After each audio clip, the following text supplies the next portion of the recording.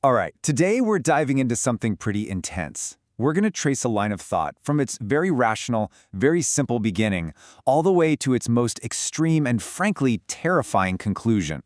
It's a journey about how a mind can go from doubt to absolute judgment on reality itself. Let's get into it. So it all starts here, with a thought that sounds perfectly reasonable, right? I mean, it's basically the scientific method. You don't make huge generalizations from a tiny sample size. You can't just look at a couple of bad leaves and decide the whole forest is rotten. This is our starting point, a mind that's trying to be objective. But what happens when you just keep finding more and more bad leaves? So here's the roadmap for this journey. We're going to follow this transformation in 5 stages. We'll start in the forest of doubt, then see the big turning point with the irredeemable apple. After that, we'll try to understand the very strange cosmic accounting of a Gnostic auditor, see how this all blows up into a civil war in heaven, and then finally we land at the final verdict. Okay, let's kick things off with part 1, the forest of doubt. This is that initial phase, where the auditor is still playing by the rules of logic, wrestling with that nagging fear that maybe, just maybe, their negative view is just a result of looking in the wrong places. And this is where the thinking starts to twist. The auditor begins to suspect that all the variety and complexity in the world isn't a sign of health at all. Instead, it's a trick, a kind of cosmic fog put there by a flawed creator specifically to confuse you, to keep you searching for some good part that maybe doesn't even exist. That suspicion, well, it doesn't just simmer. It leads to a massive turning point, where a whole new metaphor takes over and changes the entire game.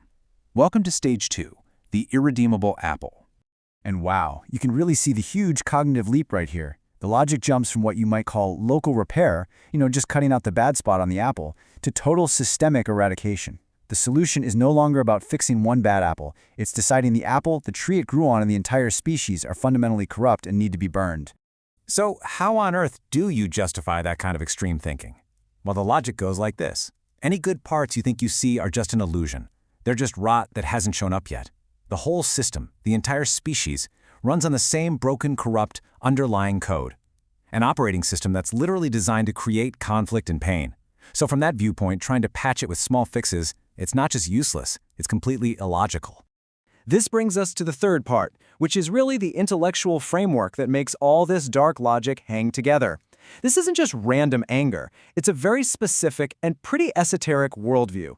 It's a Gnostic auditor's logic. Okay, to get this, you first have to meet the main villain of the story, the demiurge. Now, in this Gnostic view, the demiurge isn't some evil, pitchfork-wielding devil. Think of it more like a sloppy, arrogant computer programmer. It's the architect who built our flawed material world, who wrote the broken operating system that every single one of us is forced to run on. And when you believe you're dealing with a system that is fundamentally broken, a system that can't be recycled or fixed, this chilling idea starts to sound like the only logical principle. Destruction is mercy. Eradication is no longer an act of hatred. It's framed as a kind of cold, thermodynamic accounting, a necessary and even merciful reset for a system that is designed only to produce suffering. But, okay, who gets to make that call? Who has the authority to just delete everything? Well, that would be this figure, Autogenes. The source text also calls him Big Brother. He is the Gnostic executive, the one being who represents the pure, original intention from before the demiurge messed everything up. He's the one with the authority to hit the big red button for a total system reset. And believe it or not, this whole argument isn't just about what's happening down here on Earth. The conflict goes all the way to the top, into the divine realm itself, a place called Aeon. What we have here is essentially a civil war in heaven. And this chart shows you the power dynamic in that divine world. It's pretty lopsided. You've got the vast majority, 95%, who the source calls sacred bureaucrats. They're perfectly happy to just maintain the broken status quo. And then you have this lonely 1%, the truth teller, Autogenes, who is arguing for a complete and total reset. So the whole thing comes down to this one being, far below, who is the ultimate first principle, the source of everything. And she's got a cosmic scale. On one side, you've got 95% of her divine children, all arguing for stability, for keeping the flawed creation going. And on the other side, the one lonely auditor, Autogenes, who represents a truth so pure, so absolute, that it demands the complete destruction of that creation. Who do you think she's going to choose? And that brings us to our final act, where this whole journey comes to its conclusion. The auditor on the ground stops waiting for a decision from on high. He fully internalizes the entire conflict.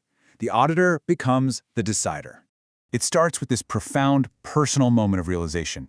The narrator comes to believe that Autogenes, that cosmic executive, has looked down through all the chaos of this flawed world and has chosen him, specifically, as his instrument. But it doesn't just stop at being an instrument. The next step is wild. It's a complete fusion of identity. The source has a word for it: consubstantiality. The narrator's individual self dissolves and merges with the cosmic decider.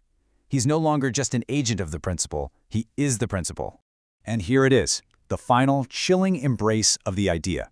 This absolute, lonely, destructive judgment, it isn't just a logical conclusion anymore. It has become a personal ideal. It's the highest state of being that this person can imagine aspiring to. So what does this final mindset actually look like? Well, it's a complete detachment from everything. The thoughts and feelings of other people, totally irrelevant. The need for objective proof, gone. The auditor's own subjective certainty is now the only objective truth that matters. He doesn't even need approval from the divine beings anymore. The journey is over. The person who started by cautiously sampling a few leaves has now become the executioner, ready to burn down the entire forest. And that leaves us with the big, uncomfortable question that hangs over this entire text. If you truly, 100% conclude that a system is fundamentally broken beyond all repair, that it's designed for suffering right down to its source code, is a total reset the only logical and maybe even the most merciful path forward? It's a heavy thought to end on.